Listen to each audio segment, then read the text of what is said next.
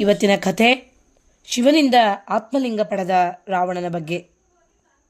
ಹಿಂದೂ ದೇವಾನುದೇವತೆಗಳು ಆತ್ಮಲಿಂಗವನ್ನು ಪೂಜಿಸುವ ಮೂಲಕ ಅಮರತ್ವವನ್ನು ಮತ್ತು ಅದೃಶ್ಯ ಶಕ್ತಿಯನ್ನು ಪಡೆಯುತ್ತಾರೆ. ಲಂಕೆಯ ರಾಜ ರಾವಣ ತಾನು ಆತ್ಮಲಿಂಗವನ್ನು ಸಂಪಾದಿಸುವ ಮೂಲಕ ಅಮರತ್ವ ಪಡೆಯಲು ಬಯಸುತ್ತಾನೆ. ಆತ್ಮಲಿಂಗ ಶಿವನಿಗೆ ಸೇರಿದ್ದರಿಂದ ರಾವಣ ಶಿವನನ್ನು ಅತ್ಯಂತ ಭಕ್ತಿಯಿಂದ ಪೂಜಿಸುತ್ತಾನೆ. ಅವನ ಪ್ರಾರ್ಥನೆಯಿಂದ ಸಂತೃಪ್ತನಾದಂತಹ ಶಿವ ಅವನ ಮುಂದೆ ಪ್ರತ್ಯಕ್ಷನಾಗಿ ಯಾವ ವರ ಬೇಕೆಂದು ಕೇಳ್ತಾನೆ. ರಾವಣ ಹೇಳ್ತಾನೆ, ಆತ್ಮಲಿಂಗ ನನಗೆ ವರವಾಗಿ ಕೊಡಬೇಕೆಂದು ಕೇಳ್ತಾನೆ.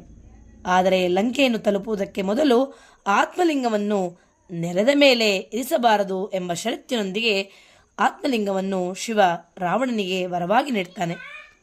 ನಾರದ ಮಹರ್ಷಿಗಳಿಗೆ ಈ ವಿಷಯ ತಿಳಿದು ಆತ್ಮಲಿಂಗದ ನೆರವಿನಿಂದ ಅಮರತ್ವ ಪಡೆಯುವ ರಾವಣ ಭೂಮಿಯಲ್ಲಿ ವಿನಾಶ ಉಂಟು ಮಾಡುತ್ತಾನೆಂದು ಭಯಪಡುತ್ತಾರೆ. ಅದನ್ನು ತಪ್ಪಿಸುವುದಕ್ಕಾಗಿ ಗಣೇಶನಲ್ಲಿ ಸಹಾಯ ಕೇಳ್ತಾರೆ. ರಾವಣ ಅತ್ಯಂತ ದೈವಭಕ್ತ. ಒಂದು ದಿನವೂ ಸಂಧ್ಯಾವಂದನೆಯನ್ನು ಮಾಡದೇ ಇದ್ದವನಲ್ಲ. ಅದು ಗಣೇಶನಿಗೆ ತಿಳಿದಿತ್ತು. ರಾವಣ ಗೋಕರ್ಣ ಸಮೀಪಿಸುತ್ತಿದ್ದಂತೆ ವಿಷ್ಣುದೇವರು ಸೂರ್ಯನಿಗೆ ಮರೆಯಾಗಿ ಸಂಜೆಯನ್ನು ಸೃಷ್ಟಿಸುತ್ತಾರೆ. ರಾವಣ ಸಂಜೆಯಾಯಿತು ಎಂದು ತಿಳಿದು ಸಂಧ್ಯಾವಂದನೆಗೆ ಮುಂದಾಗ್ತಾನೆ. ಆದರೆ ತಪಸ್ಸಿನ ಫಲದಿಂದ ಶಿವನಿಂದ ಪಡೆದ ಆತ್ಮಲಿಂಗವನ್ನು ನೆಲಕ್ಕಿಡುವಂತಿಲ್ಲ.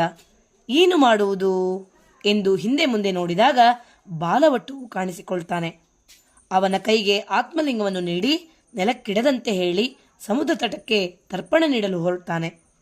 ಗಣೇಶ ಒಪ್ಪಂದ ಮಾಡಿಕೊಂಡು 3 ಸಲ ರಾವಣನನ್ನು ಕರೆಯುವುದಾಗಿ, ಬರದಿದ್ದರೆ ನೆಲದ ಮೇಲೆ ಇರಿಸುವುದಾಗಿ ಹೇಳ್ತಾನೆ. ರಾವಣ ಸಂಧ್ಯಾವಂದನೆಯಲ್ಲಿ ತೊಡಗಿದ್ದಾಗಲೇ ಗಣೇಶ ರಾವಣನನ್ನು 3 ಬಾರಿ ಕೂಗಿ ಆತ್ಮಲಿಂಗವನ್ನು ನೆಲದ ಮೇಲೆ ಇರಿಸುತ್ತಾನೆ. ರಾವಣ ಹಿಂತಿರುಗಿ ಬರುವಾಗ ಆತ್ಮಲಿಂಗ ನೆಲದ ಮೇಲೆ ಇರಿಸಿದ್ದನ್ನು ನೋಡಿ ಗಾಬರಿಯಾಗ್ಬಿಡ್ತಾನೆ. ತಾನು ಮೋಸ ಹೋದೆನೆಂದು ತಿಳಿದ ರಾವಣ ಲಿಂಗವನ್ನು ತೆಗೆಯಲು ಯತ್ನಿಸುತ್ತಾನೆ. ಎಷ್ಟು ಪ್ರಯತ್ನಿಸಿದರೂ ಕೂಡ ಆತ್ಮಲಿಂಗವನ್ನು ಪಡೆಯುವುದಕ್ಕೆ ಸಾಧ್ಯ ಆಗೋದಿಲ್ಲ. ಇಂತಹ ವರವನ್ನು ಕೊಟ್ಟಂತಹ ಶಿವ ಒಂದು ಷರತ್ತಿನೊಂದಿಗೆ ರಾವಣನಿಗೆ ಕೊಡ್ತಾನೆ ಆ ಒಂದು ಆತ್ಮಲಿಂಗವನ್ನು.